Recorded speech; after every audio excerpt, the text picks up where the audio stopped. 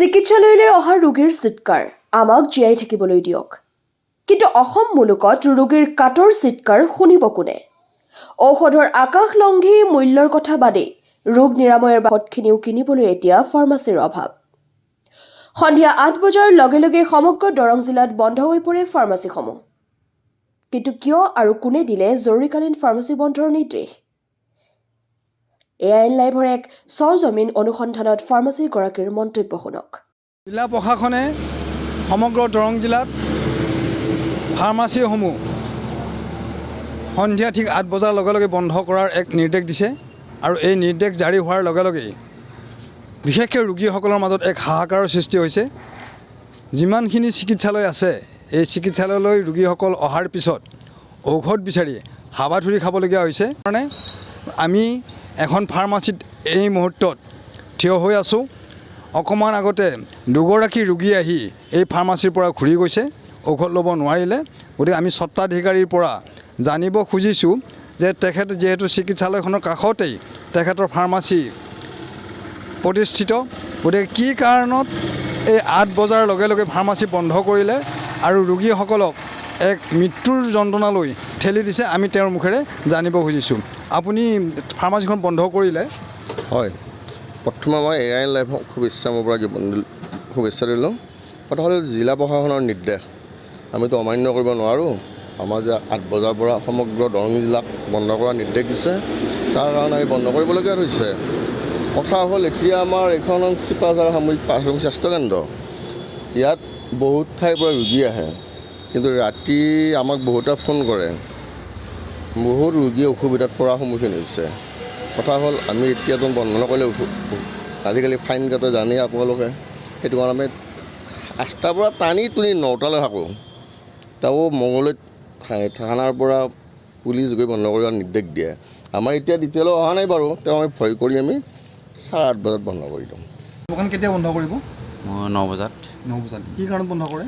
এইটো জিলা প্ৰশাসনৰ নিৰ্দেশ, তেওঁলোকৰ নিৰ্দেশ মতে এইটো পালন কৰি আছোঁ আৰু যেতিয়ালৈকে তেখেতসকলে আকৌ খুলিবৰ কাৰণে অনুমতি নিদিয়ে তেতিয়ালৈকে বন্ধ থাকিব। সঠিক সময় জিলা প্ৰশাসনৰ মানে নিৰ্দেশক আমি সন্মান জনাই এইটো বন্ধ ৰাখিছোঁ। যদি কোনো জৰুৰী ৰোগী আহে তেতিয়া কি কৰিব? সেইটোতো এতিয়া আমি ক'ব পৰা অৱস্থাত নাই। এনেই যোগাযোগ কৰিছেনে আপোনালোকক 9টা বজাৰ পিছত? 9টা বজাত আমিতো বন্ধ কৰি গুচি যাওঁ, গতিকে আৰু পিছৰখিনি কি হয় আমি গম নাপাওঁ। 9টা বজাত আপুনি বন্ধ কৰোঁ। ফাৰ্মাচী বন্ধৰ এনে সিদ্ধান্তই ৰোগীক তিল তিলকৈ নিৰ্যাতন দিয়াৰ কৌশল নে অনুজ্ঞাপত্ৰ ভাড়াত লৈ ব্যৱসায় কৰি থকা ফাৰ্মাচীসমূহ বন্ধ কৰাৰ এক ব্যৱস্থা? ভুক্তভোগীৰ মুখেৰে শুনকচোন। হয়, চাওক, দেখা গৈছে যে দৰং জিলা প্ৰশাসনে চিপাঝাৰৰ যিসমূহ ব্যক্তিগত ফাৰ্মাচী আছে, এই ফাৰ্মাচীসমূহ ৰাতি 8টা বজাৰ লগে লগে বন্ধ কৰাৰ নিৰ্দেশ প্ৰদান কৰিছে। আৰু ইয়াৰ লগে লগে যিসকল ৰোগাক্ৰান্ত ব্যক্তি তেওঁলোকে হস্পিটেললৈ আহি তেওঁলোকে ফাৰ্মাচীত যেতিয়া ঔষধ কিনিবলৈ যায় তেতিয়া তেওঁলোক বিভিন্ন অসুবিধাৰ সন্মুখীন হয়। আৰু সেই অসুবিধাৰ সন্মুখীন হোৱাৰ কাৰণে আমাৰ লগতো বিভিন্ন ব্যক্তিয়ে যোগাযোগ কৰিছে। গতিকে আমি এই অসুবিধা দূৰ কৰিবৰ বাবে দৰং জিলা প্ৰশাসনক দাবী জনাইছোঁ আৰু অতি সোনকালে যাতে চিপাঝাৰ হস্পিটেলৰ ওচৰে পাজৰে থকা সেই ফাৰ্মাচীসমূহ গোটেই ৰাতি খোলাৰ এক নিৰ্দেশ প্ৰদান কৰা, আৰু তাৰ বাবে আমি দাবী জনাইছোঁ। AIN লাইভ কৰ্তৃপক্ষক আন্তৰিক ধন্যবাদ জনাইছোঁ, কিয়নো চিপাঝাৰ বৃহত্তৰ অঞ্চলৰ স্বাস্থ্যকেন্দ্ৰ আমাৰ চিপাঝাৰ স্বাস্থ্যকেন্দ্ৰ, ইয়াতে এটা মূল সমস্যা তেওঁলোকে ৰাইজৰ মাজত লৈ যোৱাৰ কাৰণে তেওঁলোকক মই আন্তৰিক ধন্যবাদ জনাইছোঁ। আৰু আমাৰ চিপাঝাৰৰ এই স্বাস্থ্যকেন্দ্ৰখনত বহুতো সমস্যা আছে। ইয়াতে আজি আমি বিগত সময়ছোৱাত বিভিন্ন সমস্যাৰে জৰ্জৰিত হৈ আছে। উপযুক্ত ডাক্তৰৰ অভাৱ, উপযুক্ত সুচিকিৎসাৰ অভাৱ, তাৰ মাজতো স্বাস্থ্যকেন্দ্ৰখন চলি আছে। আমি বহুতবাৰ দাবী উত্থাপন কৰি আহিছোঁ যে চিপাঝাৰ স্বাস্থ্যকেন্দ্ৰখন এটা উন্নত মানৰ স্বাস্থ্যকেন্দ্ৰলৈ গঢ়ি তোলক, কিন্তু সেইটোতো পিছৰে কথা। আজি কিছুদিন ধৰি আমি দেখি আহিছোঁ যে চিপাঝাৰত 2-3খন ফাৰ্মাচীয়ে চিপাঝাৰ স্বাস্থ্যকেন্দ্ৰত মানে ঔষধৰ যোগান ধৰি আছিলে ৰোগীসকলৰ মাজত।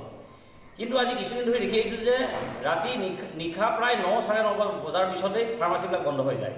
সিদিনাখন মই নিজেই স্বাস্থ্যকেন্দ্ৰত উপস্থিত হৈছিলোঁ আৰু তাতে দেখা পালোঁ ৰাতি 10 বজাত এজন ৰোগী আহিল। ৰোগী অহাৰ পিছত ডক্টৰে তেখেতক ইনজেকশ্যন আৰু মেডিচিন আনিবৰ কাৰণে মানে ওচৰৰ ফাৰ্মাচীলৈ পঠাইছিল। আৰু তেতিয়া তেওঁ ঘূৰি আহি কিনে ডক্টৰজনক কৈছিল যে বোলে ফাৰ্মাচীবিলাক বন্ধ হৈ গৈছে। তেতিয়া মই ফাৰ্মাচী কৰ্তৃপক্ষক যে কথাটো সুধিছিলোঁ যে দাদা আপোনালোকে ফাৰ্মাচীখন কিয় ইমান সোনকালে বন্ধ কৰি দিয়ে? কাৰণ ইয়াতে ৰোগীখিনি যথেষ্ট মেডিচিনৰ প্ৰয়োজন থাকে, গতিকে আপোনালোকে কিয় বন্ধ কৰিলে? তেতিয়া তেওঁলোকে মোক এটাই কথা ক'লে যে আমাক দৰং জিলা প্ৰশাসনে ৰাতি নিশা 9:30 বজাৰ পিছত আমাক ফাৰ্মাচী বন্ধ ৰাখিবলৈ কৈছে, সেইকাৰণে আমি বন্ধ ৰাখিছোঁ। এইটো আমাৰ কথা নহয়, দৰং জিলা প্ৰশাসনৰ কথা। গতিকে আপোনালোকে দৰং জিলা প্ৰশাসনক প্ৰশ্ন কৰক। গতিকে মই এইটোকেই ক'ব বিচাৰিছোঁ, এখন গুৰুত্বপূৰ্ণ চিপাঝাৰ বৃহত্তৰ অঞ্চলৰ স্বাস্থ্যকেন্দ্ৰ, চিপাঝাৰ স্বাস্থ্যকেন্দ্ৰ, এই স্বাস্থ্যকেন্দ্ৰখনত যদি নিশাৰ ভাগত কোনো ইমাৰ্জেঞ্চি সেৱাৰ কাৰণে কোনো ৰোগী আহে, তেনেহ'লে উপযুক্ত ঔষধ বা বেজী চেলাইন ইনজেকশ্যনৰ অভাৱত হয়তো ৰোগী বিপদলৈ ঠেলি দিব। গতিকে এটা কথাই মই কৈছোঁ যে দৰং জিলা প্ৰশাসনক আহ্বান জনাইছোঁ, আমাৰ স্থানীয় বিধায়ক ডাঙৰীয়াক আহ্বান জনাইছোঁ যাতে চিপাঝাৰ স্বাস্থ্যকেন্দ্ৰত এই সমস্যাবিলাক দূৰ হৈ যায় আৰু 24 ঘণ্টাই এখন ফাৰ্মাচী, ডেইলি কমচে কম এখনকৈ ফাৰ্মাচী যাতে খোলা ৰাখি কেনে ইয়াৰে বৃহত্তৰ অঞ্চলৰ ৰাইজক যাতে নিউজ ডেস্ক AIN লাইভ।